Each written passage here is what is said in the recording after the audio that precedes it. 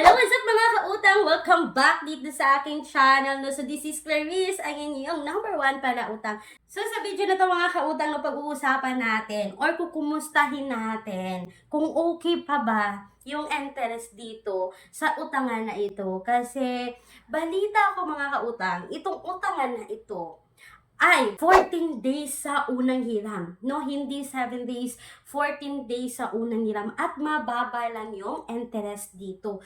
Pero bago kayo mag-install sa utangan na ito mga kautang, no, alamin muna natin yung mga reviews niya, yung mga nakasubok na dito kung nag-a-approve nga ba ang loan app na ito. Kung madami ba nga approve dito or madami ba ang na-reject sa utangan na ito. Yun yung pag-uusapan natin.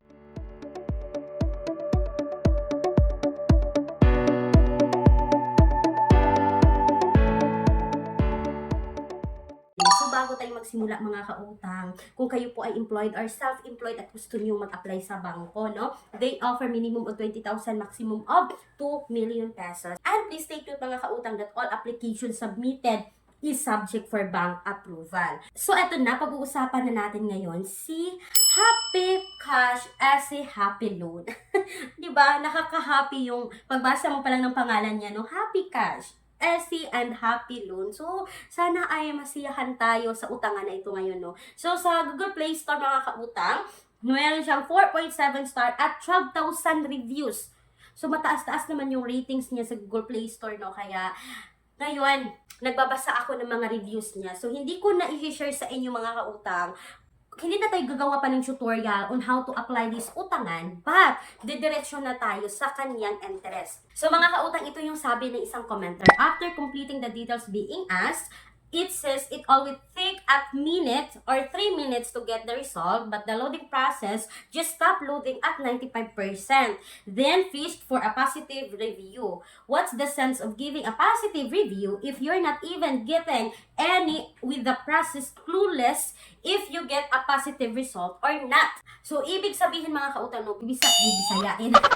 Tatagalugin natin yung sabi ni Madam. So, after niya nag-apply, no, sabi maglulod lang ng 3 minutes. But, pagkatapos siya nag-load, no, 95% pa yung loading, is na-stop siya at kailangan mo na mabigay ng ratings dito. So, yung binigay ni Ma'am is 3 star muna, no? Kasi hindi mo na niya alam kung siya ba ay approve or decline dito. So, yun yung nangyari sa kanya, no? So, magbabasa pa tayo ng isa pang comment, no? Sabi ng isang commenter dito, sabi niya, highly recommended. It fast approval and disbursement with low processing fee and long term of payment of 14 days for new client. They give me 1,170 for my first loan and I receive 1,080. Not bad for first-time loan, not like other online loan app that the amount received is almost half of the loan approved. So ito yung sabi ko mga kautang, no? Sabi ng isang commenter na yung kanyang credit limit sa unang hiram dito is 1,170 at yung na-receive niya is 1,080 for 14 days. So, not bad, di ba?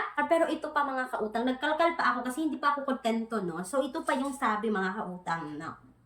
What a waste of time. Don't ever to install this app and it's legit scam and just wanted to collect information from users and use it for their hidden agenda. So mga kautang, hindi na naman siya na-approve dito. So iba-iba talaga yung nagiging experience ng mga borrower natin dito, no? Kaya Happy Cash, easy, happy loan. Pero ito pa mga kautang, no? Ito pa, may isa pang nag-comment dito. Sabi niya, got approved in less than 6 hours. So, ibig sabihin mga kautang, 6 hours yung inantay niya dito with 1,100 loan. I receive, isipin nyo, sa 1,100, yung na-receive na is 1,080 and babayaran niya ng 1,177 for 14 days. So, 77 yung interest at 20 pesos yung fee dito. This is a great deal. Thank you again. So, isipin yung mga kautang, mayroon na namang na-approve dito, no, ng 1,100 yung loan amount, 1,080 yung na-receive niya, at babayaran ng 1,177 in 14 days. So, ibig sabihin, nasa 97 pesos lang yung tubo, kasama yung deduction within 14 days sa utangan ito kay Happy Cash, Easy, and Happy Loan. Yan yung nag-experience sa isa pang borrower dito mga kautang, no? Pero, ito po yung good experience noon. Meron pang isang good na naging experience. First loan is 14 days. After repayment, your second loan will have option for 1, 2, 3 months repayment. So, ibig sabihin, pwede mo siyang bayaran in 1 month, 2 months, or 3 months. I was given 2,000 credit limit. Then, I received 1,980 and I selected 2 months with total of 2,462 repayment. So, kung kukuntahin natin mga kautang, no? So, mababa lang yung interest ni Happy Cash, Easy, and Happy Loan. Akalain nyo, no? Sa 2,000, meron lang siyang 20 pesos na deduction kasi yung na-receive niya is 1,980 at babayaran ng 2,462. So, nasa 482 lang yung interest at yung deduction within 2 months dito kay Happy Cash, Easy, and Happy Loan. Yan yung naging experience ng mga borrower dito, mga kautang, no? So, ibig sabihin na para sa kanya, recommended itong si Happy Loan. Happy Cash, sorry. So, mga kautang, kung kayo ay ma-experience din dyan kay Happy Cash, Easy, and Happy Loan, is you can comment down below, no? Para mabasa din ng ibang commenter natin, ng ibang borrowers natin dito sa utangan na ito.